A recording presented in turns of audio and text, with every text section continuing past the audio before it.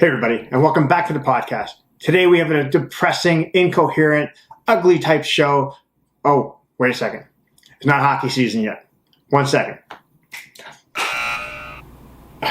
Much better. We got a great show planned for you today. We got JJ of 5th Dimension BJJ heading up the show. We brought him back for another podcast. Also, don't forget to like and subscribe to our YouTube channel and our podcast streams. If you like all the latest breakdowns, clips, and amazing athletes and guests that we have on the show, make sure you subscribe and you're going to get a lot more free content coming your way. Autumn is in the air, the pumpkins are in the patch, and our friends at Manscaped are here to make sure you don't carve your pant pumpkins when you're grooming, if you know what I'm saying. Make sure you keep your things fresh this fall with the leaders in men's grooming and use their brand new 4th generation performance package. Boys, get ready for cuffing season like none other. Are you ready to take the leap with Manscaped? Join 2 million men worldwide that are using Manscaped by going to manscaped.com for 20% off plus free shipping with the code CHPodcast. Their 4th generation trimmer features cutting-edge ceramic blade to reduce grooming accidents thanks to their advanced skin tape technology. It also gives you the ability to turn on that light, a 4000K LED spotlight, on and off when you need a more precise shave, plus it's waterproof. So meaning when you can even shave in the dark and you don't have to worry about trimming your nutsack off. Seal the deal with Manscaped's liquid formulation, the crop preserver, or ball deodorant. And everyone knows that pumpkin spice lattes and ball deodorant go hand in hand. So remember, get 20% off plus free shipping with the code CHPodcast at manscaped.com. That's 20% off and free shipping at manscaped.com. Make your balls a priority this fall. Choose Manscaped and your balls are going to thank you. We're also sponsored by SpiritLeaf Waterdown, located at 64 Hamilton Street North in Waterdown, Ontario. If you're looking for Canada's top cannabis brand, look no further than Alex and his crew at SpiritLeaf Waterdown. They're going to be able to help you out with all the CBD and THC products that you need. Just remember to like our Instagram and their Instagram, and they're going to give you a discount when you go in store and go shop with them. You can't go wrong, and you're always going to have a great experience at SpiritLeaf Waterdown. Thanks, everybody. Enjoy the show. Have a great listen to the podcast, and we'll see you soon on the mats.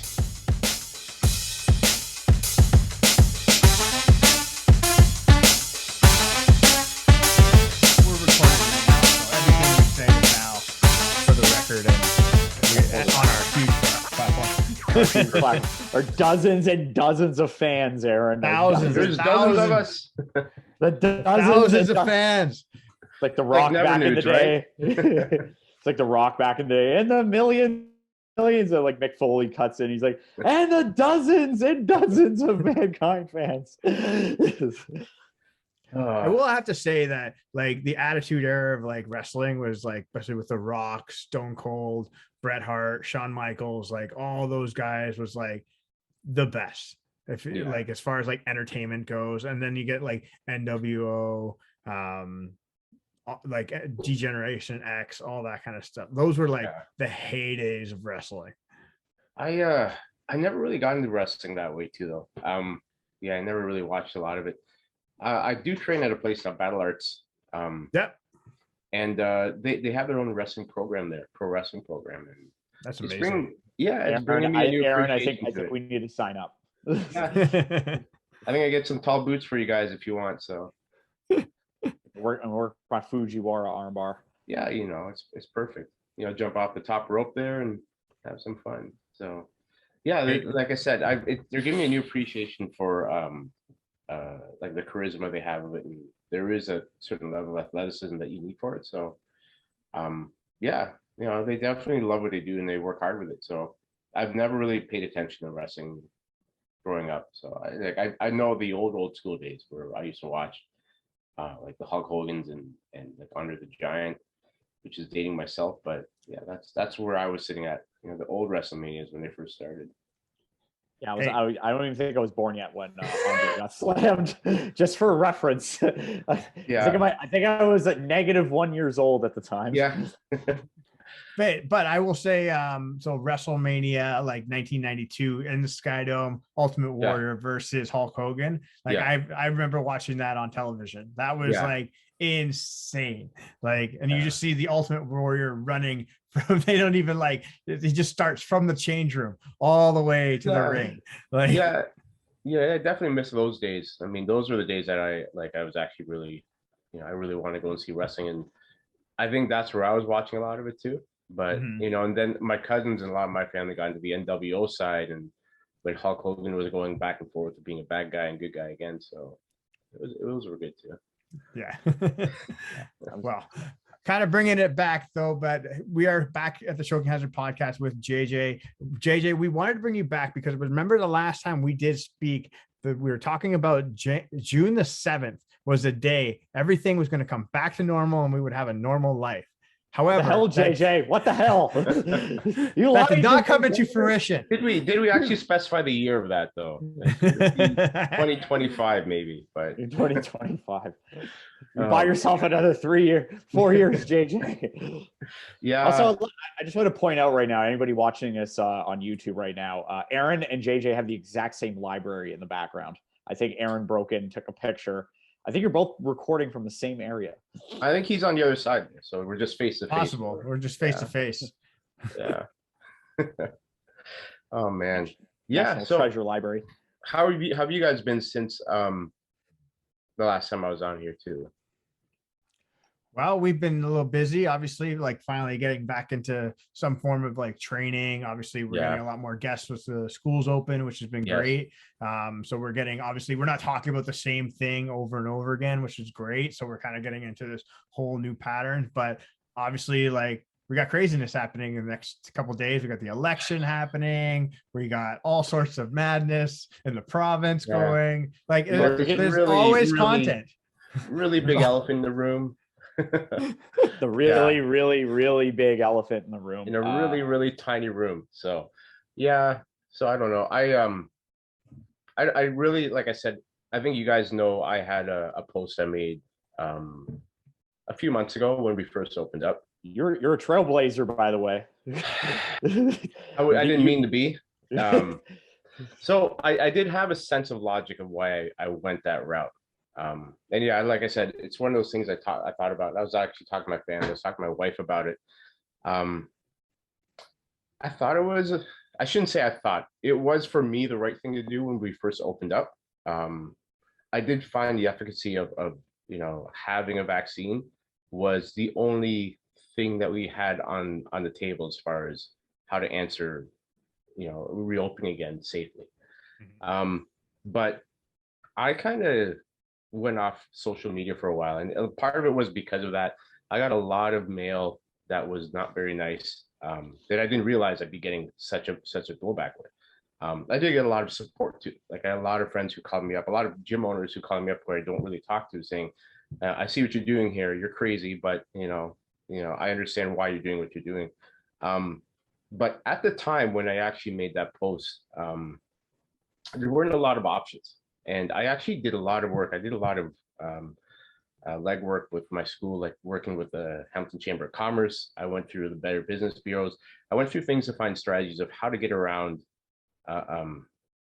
having this mandatory vaccine, because I didn't like it. And I still, to this day, like what's happening on September 22nd, I dread it. I'm strongly against them mandating this from the government level. From a provincial level, I think we should be able to self-govern ourselves for this. I think a lot of the schools I talked to have been taking care of themselves fine. But to see what's happening now, it's really, really scary to see as far as a business owner, it's a horrible thing to throw on your plate, what the government's doing, personally for me. So I'm still going back and forth with public health to see if there's options, because I'm trying not to do it too. So, and that's where I'll go with that. It's a lot more stress on your plate for like somebody who's like in the gym and the fitness industry, or like the restaurant industry, for example. Like the last 18 months in Ontario, because there's been, you've been open, then you've been closed, and you've been open again for a week, and then you've been closed, and you're open for 15 minutes, and then you're closed. Yeah. And it's like, okay, well, you can open, but you need to do like this, and this. And it's only maybe certain industries that can do it, and some aren't. Yeah. But it's frustrating. But at the same time, I kind of saw what you're doing as well. It's I'm not a big fan of it either, but I also see that there is a positive side to it as well, because what happens if something does happen in your gym? There's an outbreak, things happen, and you have to shut down anyway. Well, yeah, So, I followed a lot of the protocols I use at my work. So in case you guys don't know, I work at a engineering firm for power. So a lot of what we work on is nuclear. So a lot of the protocols we play with there is for radiation. So I do a lot of containment protocols and safety protocols for that. I kind of outlined that a lot more as far as how I handle my school for COVID too. Like if there's an incident, I have a containment process now that I actually use that kind of mimics the same thing as a radiation leak. So I know I have my own containment room now. I actually, my mandated vaccine that I started back in June, I believe, that lasted for about a week, maybe 2 weeks before I actually kind of erased that with a lot of my students. I do a lot of communication with my students through just social media and whatnot too. But I actually applied for being a rapid test station within 2 weeks. So I actually had a rapid test station going. So I didn't even have vaccinated people coming in. You come in, you test once or twice a week, and we just keep that going. So I test everybody now. Like I have a full station set up in my office. It's isolated from everybody else. You do like a 10-minute test. So I figured that's the best way for me to kind of give peace of mind to other people. So I was kind of going far and beyond to try and make sure everybody else felt good about it, whether you've had vaccinations or not. Yeah, because whatever your choice is, whether you want to be vaccinated, whether you don't, it's not my place, even though a lot of the people assume that I'm trying to find out whether you're vaccinated. I really don't care. Like my bottom line was safety and peace of mind. So you could train. I want to give the safest area to do the most dangerous things we can. So that's how I was kind of seeing it. But yeah, so how does that process work? Like you're actually like, how do you get do you contact like Hamilton Public Health and be like, hey, like, how do I get rapid tests? Like, what do I do with like my gym or my workplace? Or because it's actually a really interesting concept because it's it's a good way to, at the end of the day, protect. It was actually a lot easier than I thought. I actually contacted the Hamilton Chamber of Commerce. I think every city has a Chamber of Commerce, and they put me in ties of like how to actually get a rapid test station kit. So you get in your box. I asked for 5 because it's easier to kind of make sure you don't go out of them right away. And you don't actually record anything. You record if there's a positive. You do a test every time for a false positive with the kits you get. And then you make sure you record when you're on 75% empty with your kits. You record that on a government website. And then they could renew your packages again. So it lets you renew everything so you can kind of just ongoing test with everybody, make sure everyone's safe with it. I did have one scare, I think 2 weeks ago, where I had one student who was potentially positive, and I actually checked my list, so we actually did tracking for it. So it's the same thing I said I was doing in practice. I brought all the people in about 2 days later in the parking lot, and I tested all of them there. Everybody was negative. Then I did it again 3 days later, same thing in the parking lot. Everyone's still negative. I did report it because, I mean, for me, I feel like it's an accountability that I would have to report everything. But yeah, like I said, I reported to public health, and they said, asked me a bunch of questions. Who was it? And before I actually even gave my information out, I asked all the students were there. Look, I said, public health is going to be asking me questions. Is it okay if I, give them your contact information too? And I had cooperation from everybody because everybody else had negative. Everybody else was asymptomatic. So it's the same idea where, as long as we kind of have that transparency, I think that things go through a little bit easier for everybody else too. There's just a big trust issue I had with everybody as far as like I tell everybody what I have to do here. I think that was my biggest thing that made things smoother with it. So because there's a lot of stress right now, everyone's kind of at each other's throats a little bit. So yeah. I just went back to making funny memes. They're especially at your throat a couple of weeks ago. Like you were a Judas. You're taking away everybody's charter of rights and freedoms, JJ. What's going on? I hope I didn't. If I did, no, I give you it back. didn't. Yeah, because it was weird because if I asked you if you got the vaccine, I don't see how that's a bad thing because it's the same as me asking you if you've left the country in the last 2 weeks, and everyone's happy to tell me whether they did or didn't. I've had more people actually tell me outright, everyone's really proud to either have the vaccine or they're very actually proud to not have it. And which I am proud for them for either side. Doesn't matter to me. That was my big thing is if you want to get it, that's fine with me. If not, then that's fine with me too. I just want to make sure it's safe. I think I'm close to the center line than most people think. People think I'm on this far side of pro-vaccine. I do believe in the science, I'll admit, just because of the industry I'm in. I understand trial and error and how things work. And I did have arguments with people before saying, look, I studied mRNA vaccines probably back in '98, like when I was a nurse too. So they started doing these trials in '89, I think. They did human trials in 2008. So it's not a matter of being experimental. I do think there's a few things in there that get mixed up between science and politics. And maybe I was a bit naive to kind of find it to be more on the scientific side, and politics might have pushed certain agendas in there that they shouldn't have. But yeah, it sucks with trust issues now with science. So science fails a lot before it actually passes. But that's kind of what science is, though. It's the art of finding what's right. It's not like, hey, like the science is wrong. It's the pursuit of finding what the right answer is. Because I think everybody would agree, like what we knew about COVID in March 2020 versus now, there's a lot of things that have changed in like the last 18, 19 months that we found out.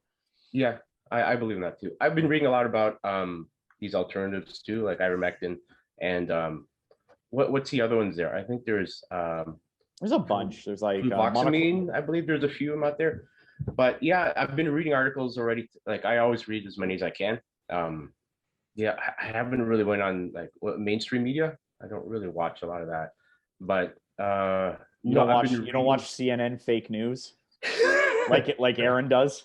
All the time. BBC, CTV, CNN. Is that what all those books are? Everything. It's just it's all. That's my. I have Dr. Fauci's book right behind me. This is what I'm using. I like to get all my information from Rebel News, Newsmax. What's the other one? One America News. What's the other? What's the other one? Sky News. Sky News Australia. Yes, that's the other one. Yeah, I don't know these things. I like getting my alternatives. Yeah. Well, I was actually watching this podcast too. Only besides this one, because this is the only one I'm watching really. It's they were talking about doing these clinical trials. It's called Together Clinical Trials. And it's funny because McMaster is part of this in Hamilton. And what they're doing is they're trying to find platforms to use rapidly testing assessments for like repurposed medicine. So ivermectin's actually in those trials too, though. So it's funny that, like I said, there's such a blowback between alternative ways. Like I do believe in the vaccine, but I do think that there could be other answers for how to treat COVID too. So I just don't want to wear masks anymore at work. So I don't want to wear masks everywhere. That's kind of the thing already. Well, I think the solution to that is just more rapid testing, honestly. That's really what it comes down to. It's just finding out, you go to eventually there's like a test in Shoppers Drug Mart, you buy it for $5-10 and you're like, do I have COVID? Yes, no. Okay. I can move on with my life. Do you like me? Yes, no, maybe. Yeah. Yes, no, maybe. We'll find out. Because like from you, like what are some things that you want to see then, I guess in the future to deal with this as like a business owner, as a scientist, engineer, business owner, like what is the best long-term solution to this? Is it more testing? Like, you know what? I don't know. I think we're trying the best we can. I think the government is kind of that slow-moving battleship. When we find out something, it takes them a lot longer than it should to actually implement some kind of policy. I do think that we should be able to self-govern ourselves a lot more than they're allowing us. I think they're kind of bringing us to this whole lowest common denominator for how we're going to be treated for this too. I think they're trying to do it with our best interests in mind, but I do think there's some kind of restrictions. It's a little bit too hard, too tight for me. I do know it's like a lot of people I talk to, a lot of business owners who are really stressed out about September 22nd. So I don't know. We'll see what happens with it. Yeah, I feel that's going to be obviously one of the kind of like limitations for a lot of people, because especially like they were told they have to open a certain way, then it was restrictions, and now you're restricting more individuals into their places of businesses again. And so it's just kind of like one of these endless wheels, right? And it is exactly what people are saying about moving that goal line, You know, they keep moving it back and back and back. Keep moving it, right? And it's true. Like, I mean, I think that there, yeah, it's hard to find what is and isn't good about that. Like, I mean, there's nothing really good about that, I should say, but you gotta try and think of why they're doing this outside of the fact that it could be just a control issue. Like, is there something that they're trying to do with this outside of the political motive for it? You know, is it really a good thing? And it's hard to find a yes for it. It's hard to defend this thing. It's a good thing at all. So I don't know. Yeah. I think, like you said it, you have the right idea, especially though with rapid tests and like obviously making them cheap enough where it's like cheap and effective enough where people can do them like on the daily if needed, especially if they're being put in those types of situations. Yeah. They can constantly test themselves and, you know, make sure that they're safe if they don't want to get the vaccine, right? So yeah. I think that's the next play, right? Because again, at the end of the day, if you're not going to get everybody completely vaccinated, what's the other option, right? Whoa. So that's the thing. What's the other option? So we have to develop a rapid test that's cheap enough that anybody can buy, anybody can have at home. Because again, we can't close schools again. We can't close businesses again. We can't keep moving the goalpost, as you said, because that's the only way people can get into any sort of rhythm as far as like finances or like even just keep maintaining a household more than anything. Yeah. Well, it's funny because even now, like, it's how many months has it been? About 2 months, almost 3 months now that we've been up and running again. Yeah. Something like that. And even for me, like having those 2 years off or a year and a half off, that's the longest I've ever taken off my whole life for training ever, since around maybe 6 years old. And it was a really hard thing. You know, it really messed with, and I could see how it could really mess with your identity. My value system, like I would go to work and I have like my mind would always be training, martial arts, safety, you know, engineering, whatever. But no, not really. Like obviously safety's first. I was trying to make a really, really dry joke there, but it's always been that safety's like number 13 on the list. It's like 3. You're like, it's like what am I teaching Homer tonight? Simpson in the nuclear plant. Yeah. What am I teaching tonight? This guy's eyes are melting. You know, we should go and figure that out too. But no, but honestly, it was always that thing where the value of training, the value of that environment was there consistently. And then when it's pulled away from you, it's really hard to find your identity again. Like it's really hard. Like you'd wear your jiu-jitsu shirts, you'd think about like all the tournaments you used to do, or training the next day, or having that continuity of training. And it gets really, really hard when you lose that kind of consistency, you know. And then you start bringing it back like this now. We so desperately want to come back to what we had before, as far as getting back into shape, being back into training, you know, feeling sore again, and making those memories that we had before, because it was such a golden time. You think like 2019, and you don't even consider, you know, what would happen if things shut down, you know. And it's just nice to slowly start feeling that momentum of like tournaments are coming up now. So you start have to, you know, there's a countdown now of like 3 weeks before you have to make weight. And then you think about other people who are competing, and then there's other people you haven't seen in years because the only time you see them are at tournaments, right? Or you start doing seminars again. So in this, to me, it's a really exciting time to see things start coming up again. And the last thing we need is this kind of, you know, this hurdle in the road to limit how we do things.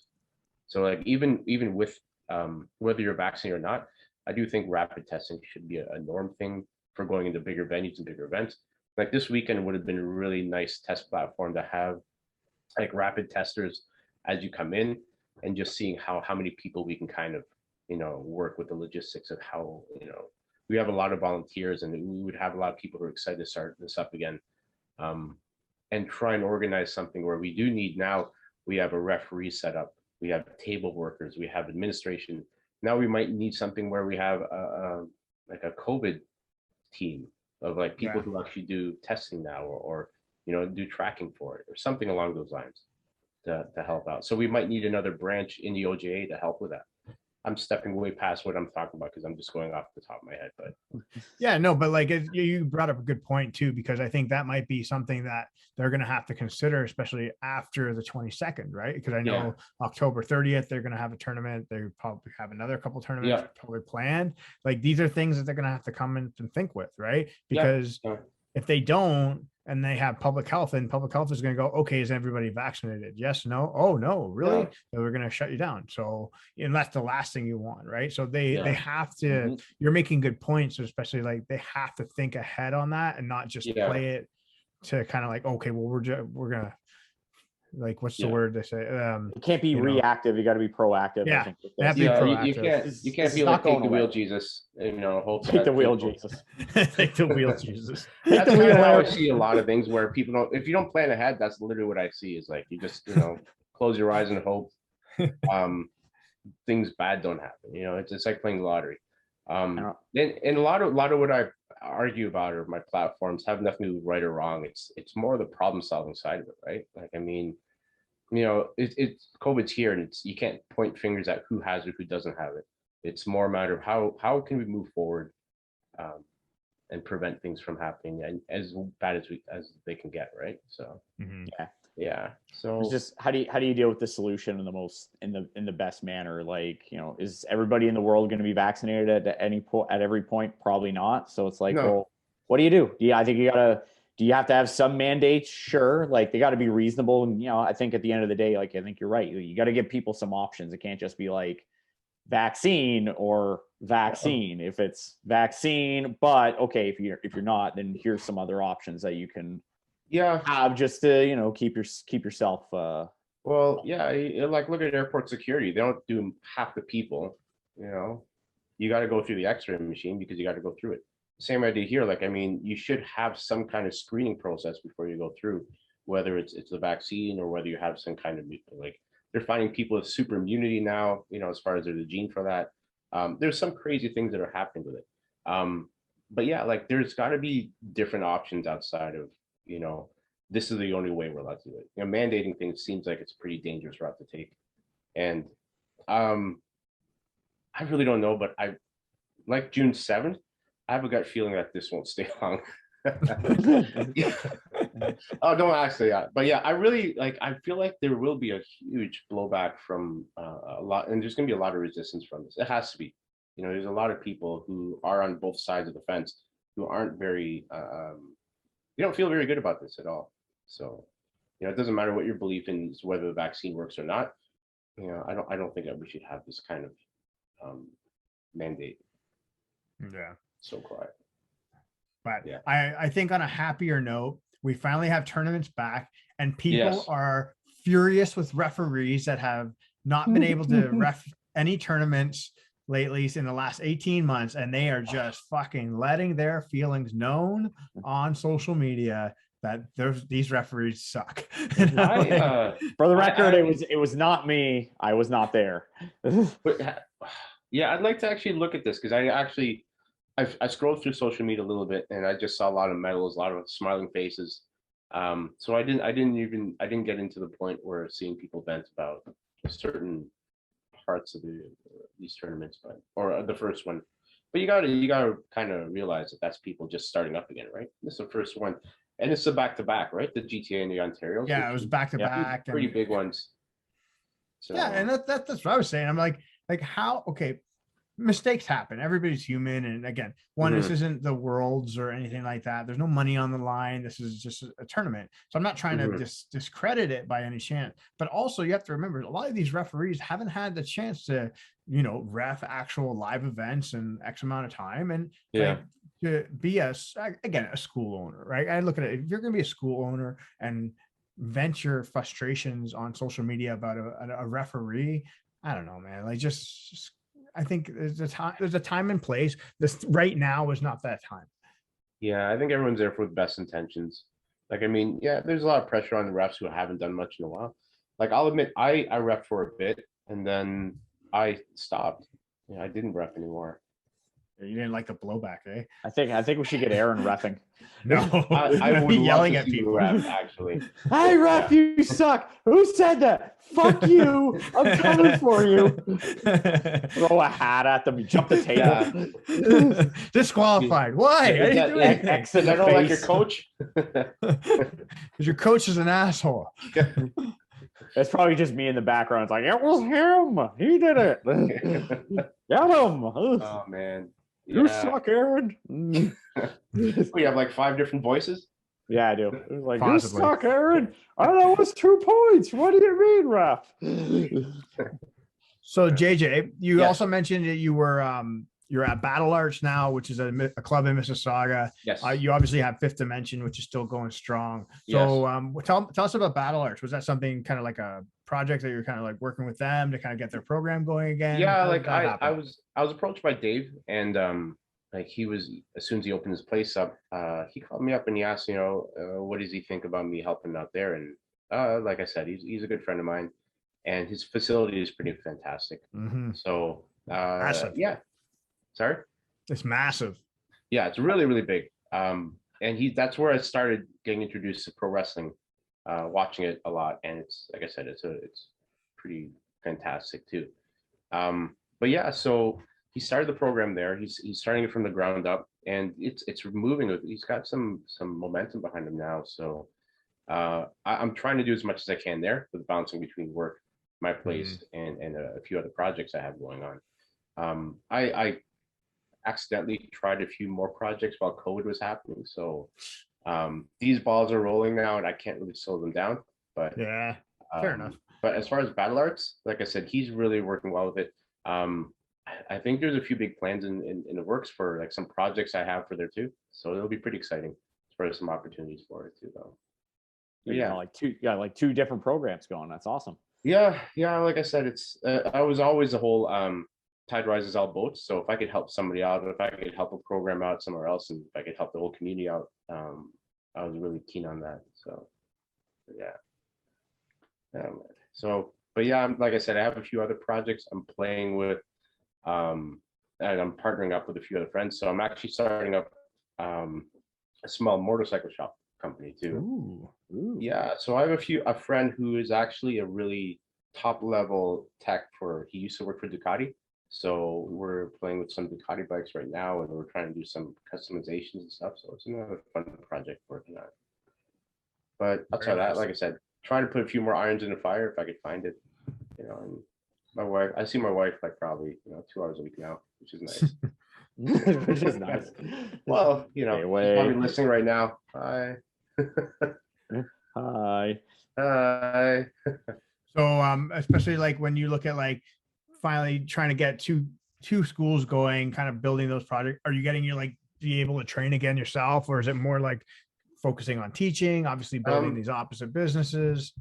Well, when I first started at Battle Arts, I was the only one there, but they're starting to get some steam there. There's a few other guys, there's a few other black belts there now, and the project work is really going to.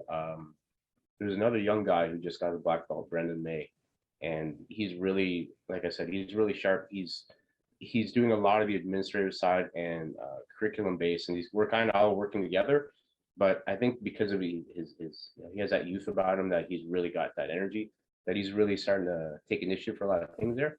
So we kind of hammer out ideas together, but it's kind of exciting time for them now. When you first open up a club and you have that kind of those fireworks and that excitement every time you go in, it's nice to see that that feeling you get from like having that fresh club open up again. So between him and John Valentine and Scott Schilling's there now too.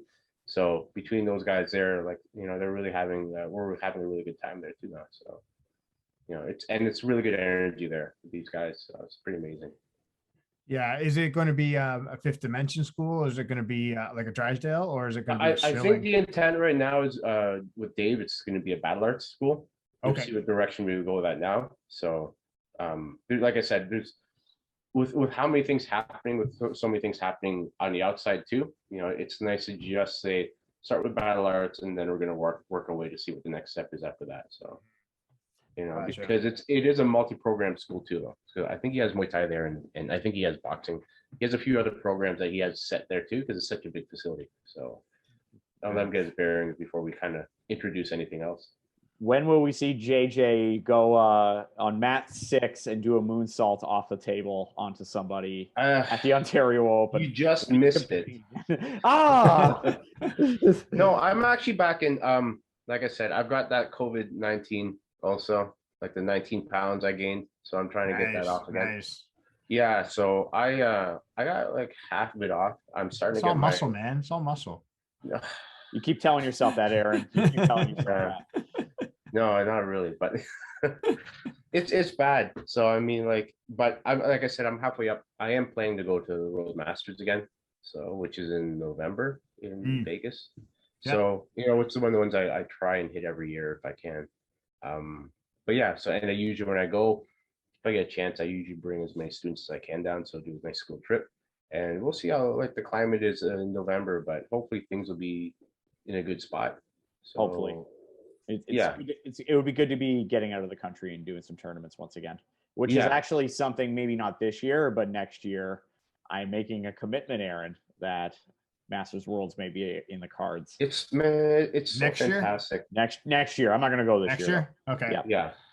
It's such a fantastic trip for anybody and everybody. I find, like, for me, obviously I love it because I get to go see Robert because I used to go down like 5 or 6 times a year.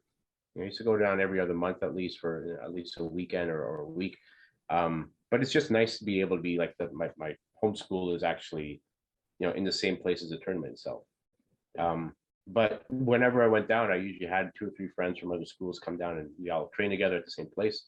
We'll go to Robert's place, and it's just a nice opportunity there too. So nice.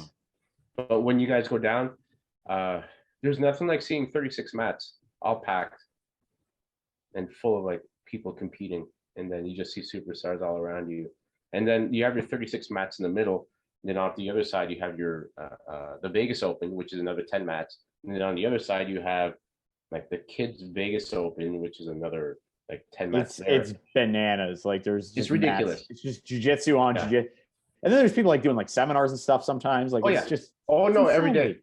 So I mean, you have like up here, like how does this go? Up here, you'd have like the main mats, and then on this side here, you'd have like the novice mats or the Vegas Open. The kids are inside, and right in the middle here, you'd have like 200 people training with like Zanzi Ribeiro for 2 hours for free. Like if people do free seminars there, like it'll be like Zanzi would be the first hour, and then the next would be like Hafa and Guy Mendez. So, or it'd be like, and then the next day would be like Hamila Rural and somebody else. It's always been like 2 people every day, and it's been crazy. The stuff they show you, and then it's Q&A too, right? So I mean, you can ask them questions the whole time. So it's a fun trip. Like it is like jiu-jitsu mecca if you want. So yeah, nice for sure. Yeah. So hopefully I'll see you down there next year. Right? Yes. Promise. In Vegas. You mentioned your Robert Drysdale is like one of your your main professor, and he's down in Vegas. And yes, I don't know if you saw this on social media, but he was involved in some controversy and had some back and forth with one of the main directors of ADCC, Mo Jassam, and a bunch of other people got involved, like Gordon Ryan and all that. Yeah. There was the whole controversy of him in ADCC in 2007, but there's also been a lot of backstory of him just being an absolute monster back in the day, which I've seen as well, firsthand with several people training with him. Like, give me your take of what happened, or just like a little bit of the backstory of. But it's hard. I mean, obviously, it's hard for me because I'm trying to say it without any kind of bias. But from me, of how I know Robert, he's an ultra competitive person, no matter what it is, whether it's jiu-jitsu, chess, eating, whatever it is. Like I went to sushi with him, and he would eat me because he's like, because he's Robert. So he just has this very natural competitiveness to him, and I don't want to say I don't see it, but I really don't see how he would be in a position of like fixing matches, as they were saying. Like I think it was the one that they were really accusing was the one with him and Galvao, I believe, wasn't it? So yeah, I think that was it. I think what they were inferring is because of the fact that he shared his purse. And I know that it is like, I kind of relate that to like my mom's side, like my Filipino side, where there's actually a slang word for when you have winnings, like when you actually win a purse, when you win the lottery, when you win like at the casino, that you have to share that with your family. So, and I can't remember the actual word, but I can, as soon as I heard that he's sharing his winnings with, people from his own camp, I was kind of like, yeah, my family does that too. Like, I mean, if we go to the casino and I win $1,000, I kind of split it with my brother or whatever else. But Give him some money. Is the word for the Filipinos out there? Is the word peck peck? I believe it is. Not even. Aaron has no idea what we're talking about right now. I have no idea. My wife's Can you say Filipino. that word one more time? Because you might have to. Peck peck. That, he knows what that means. I know what that means. Aaron doesn't, and that's what makes it funny. That makes it awkward. Yeah.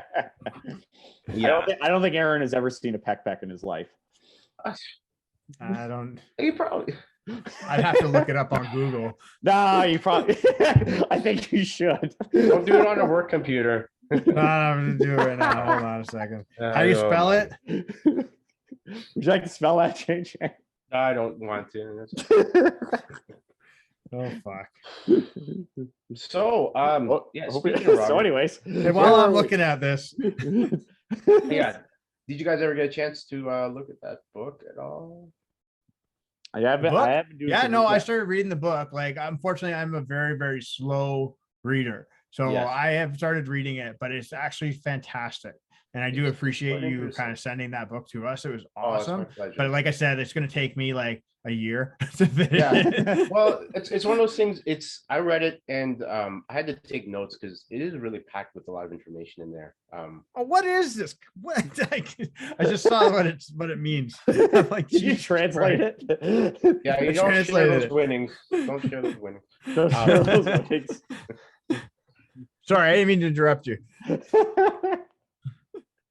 I lost my train of thought. No, you're talking about the book. Opening Closed Guard by Robert Drysdale. It's a fantastic book about. It gives a lot of the alternative history of Brazilian Jiu-Jitsu. Well, the thing is, even I was questioning things about he started writing this book. I think in like 2018, he was telling me about it. Like he wanted to write. It wasn't a book itself; it was a film. And I was like, you're taking a while to write this. But as soon as I started getting the book, I started reading it, and how far he went to travel all through Brazil, all through Japan, like digging really deep and going down a really deep rabbit hole with all these things. You start to realize why it takes so long to kind of get through things here. And the great thing I like about it is that he wasn't looking for anything but just information, just objective information. And it's kind of hard to thread through that sometimes, especially when it's written by certain people and it has a certain way of being perceived. But like I said, it seems like he had a very unbiased way of running through things here. And there was a lot of things I didn't even realize about it. But yeah, it was for me, it was a great book. But I don't know. I needed, like I said to you, Aaron, I need to take notes because there was way too much information for me sometimes. And I'm definitely gonna have to read this again like a few times just to kind of. Yeah, no, I'm definitely like looking forward to actually like reading it and actually engaged in everything because it's like everything with like so much stuff going on. I want to take like a week and that's my passion project to just get it done. Because when I started reading it, I'm like, oh, this is really good, and it's like I didn't want to fall asleep while I was reading it, and I want to actually read it to read it. Yeah, or read like 3 paragraphs and forget the last 2. Yeah. It's like driving home, you don't remember the last 2 blocks. Yeah. So but yeah, no, I definitely, like I said, it took me like quite a few months to read that too, because I did the same thing. I think I only read it like on Sundays, whenever I get a chance to, but that was good. But yeah, no, for sure. So kind of like now that clubs are kind of finally open again, like obviously World Masters, that's kind of the plan. Is there anything else down the pipeline that you think that's going to be coming that you're like excited for? You know what? I think the last big hurdle that we're going to have to cross is opening up borders, because there are people, like I said, there are like people from like other provinces and other states and other schools that kind of want to see, as far as like getting seminars back together again and getting opportunity to see other people. But there is one thing I'll say that I really, really enjoyed, kind of skirting through social media quite a bit, is seeing a lot of people kind of connect with other schools. Like I'll see people who kind of train, like I'll see someone like Kevin Mann's training with somebody like, who like I didn't know that he knew that guy too. So I mean, or like I would talk to like Tony or see Tony Isaac working with somebody else. But it's nice to see other black belts, going around and crossing schools and bridging a lot more. I think that just showed our communities a lot tighter than it was before, where now we just want to kind of train with each other and have that cross training. And I see everybody has open mat now, which is kind of fun. Yeah, So I think that's a key thing. Like, I think that's especially for when you said like getting the community back together and doing certain things like that open mat, that kind of like cross affiliation, just kind of training atmosphere. I understand like some clubs are going to keep things secluded just for, the purposes of, making sure they have the space for their people. Right. And that's fine. But I think like the idea, like you said, building that community bigger than it has been, I think is important. Yeah. Like, I mean, I remember when I first opened, I think it's about 10 years ago now. Actually, December will be 10 years for me. I was one of the first clubs that actually started, that I knew that did this consistent open mat, where I would like say, anybody come in, there's no fee, come in, we go train together, and then we go get something to eat afterwards. And yeah, I've been doing that since I think 2010 or 2011. So it was a thing that I felt like it was kind of fun. And I had a lot of people at the beginning say, am I allowed to come? I'm from such and such school. And I said, yeah. It goes, how much is your fee for your open mat? And I didn't understand the idea of open mat fee, because for me, it's like, I'm not teaching you anything. They were kind of like just getting together. If I charge you, it's because I'm going to be showing you something. I'm going to be giving you a service here. I'm showing you nothing. Just show up and roll and shut up. Just blindfold on. You could use my bathroom. Use my bathroom. That's $5. Yeah, $5 a square. $5 a square. No, you use my toilet paper. That's going to be another. Have you seen the price of toilet? That's what I meant by square. I hope. Yeah, square. $5 a square. You take a shit. You take like seven squares at $35. There's your mat fee. Yeah. Perfect. So I will say, probably one of the most important elections that is coming down the line will be the 2022 Filipino. Filipino election, because Manny Pacquiao has put his name on the card. He accepted the ballot. That's what I'm looking at. Yay. President Pacquiao. Yeah, I don't know, man. It's scary to see what's happening over there too, and it's like politics everywhere seems to be just going crazy. So I don't know. I got nothing to say about that. I barely saw headline for that, and I haven't. I'll admit I'm the worst person to ask about politics in general. I don't know a lot about it. I don't follow a lot. So you should probably keep it that way with what's been happening the last few months. I was gonna start something up by saying how awesome a job I think Trudeau's doing, but let's see how many clicks. Oh no! Kevin Mans will jump on your feed in 30 seconds. You got enough heat 2 months ago. Jeez, what are you? You're like, shout out to like the number one leader of this country, Justin Trudeau.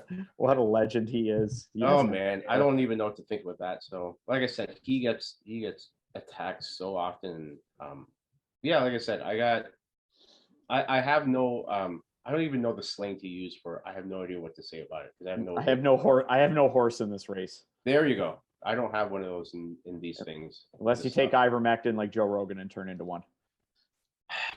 Yeah. I don't know. I just saw the animal for that. It was great. I don't know. I don't know. Like I'm on either side of this ivermectin stuff, so we'll see. We'll see what happens. I'm a fan of. I'm just more about, okay, if it works, great, let's do it. That's kind of like the team I'm on at the end of the day. Let's hey, if there's something that has potential to save lives, let's investigate it. Let's do our due diligence, and if it works, great, let's do it. I think there's a lot to be read into it too. So, like everything, I think there's a lot to be read into it. So and it's a lot more than smarter people than us can figure out. So we just have to hopefully trust them with it. Exactly. Yeah. But we'll leave that for the scientists and the politicians and the lawyers and the human rights lawyers, that especially on Facebook, because everybody the last year and a half has gotten a degree in one of those things apparently. I've totally kind of dodged a lot of things on Facebook. Like I said, I'm not on there that much for. Once again, it was probably a good idea the last year and a half. Yeah, like I said, I basically started posting again, like just my stuff, what's in my brain on there. But hey, your memes are awesome. like I would say like between all the memes that are out there when we're talking like jiu-jitsu stuff, like you have the best kind of video memes that are going around, and they all just make sense with the perfect the latest one was the Mad Max one, which is great. I really miss teaching kids. So yeah, a lot. I really do. Like I'm the way my schedule runs now, I can't really run a kids program. It's partially it's a small percentage because of what's happening with masks and protocols.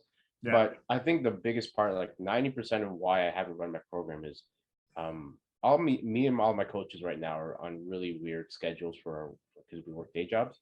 So it's hard for me to kind of balance or set something up consistent to run a good kids program. I don't want to do it.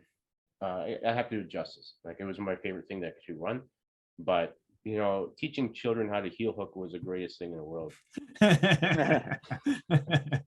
Yeah, it's fun because like their legs are all rubbery, right? Kneecap comes back right up again. There's no problem. All right. Okay, little Johnny, get the kids one, cross Ashy. I think we need to talk to OJA about allowing that to happen. Yes. Moving forward. I think this needs to happen. matches too. So TLC matches. Yes. JJ moonsaulting off of a ladder onto mat 12 at the Ontario Open. I'd just be sliding my 12-year-old a chair from under the table, right? So. Yeah, that's the way to do it. Nice. Throwing like some chalk or Falcon patter. It's like, I blinded him. And they bring the mats up on either side for the finals match, like a kumite. No. Oh, the kumite, yes. Yeah. See, that would be sick. Like we actually start the mats start to move and we have a little bit difference and like you could pin somebody up against it. Oh, damn! I think we have to rethink this whole thing. What do you mean by start to move? Like on a turntable or just? No, like remember in Bloodsport, the actual mat would tip up, right? So I think have you ever watched Karate Combat Championship Series? So was they that have the Chuck that. Norris? Yes, it was. It was the Chuck Norris ran that one. And Yeah. then Bass Rutan's in it now or whatever, and George St. Pierre kind of commentates on it. But that one's actually pretty sick because the guys run up on the actual. I don't think they can stay on that part of the ring permanently, but they can get high ground. I think it did change the dynamic of how fighting worked. Grappling was a little bit different if you don't have a cage to run to. So it was interesting to watch. Actually, I think there should be more options for different kinds of arenas because it would be pretty fun to watch other ones too. Jiu-jitsu steel cage match.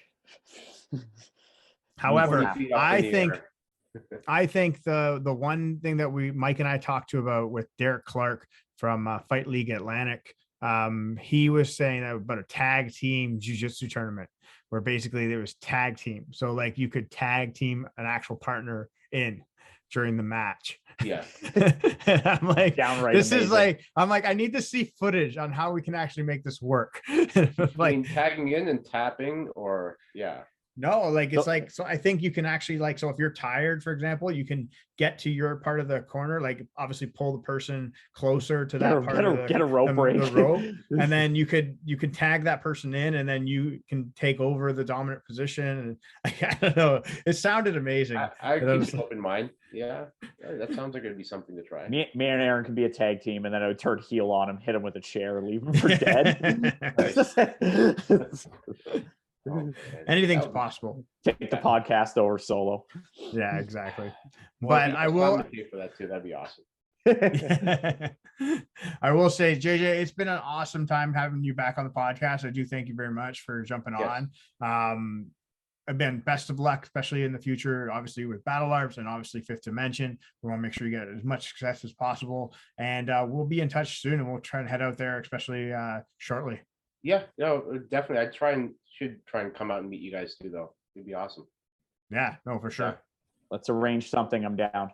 Yeah, no, I love that. So, for sure. All right. Sounds great, my friend. All right. Thanks, everybody. Appreciate it.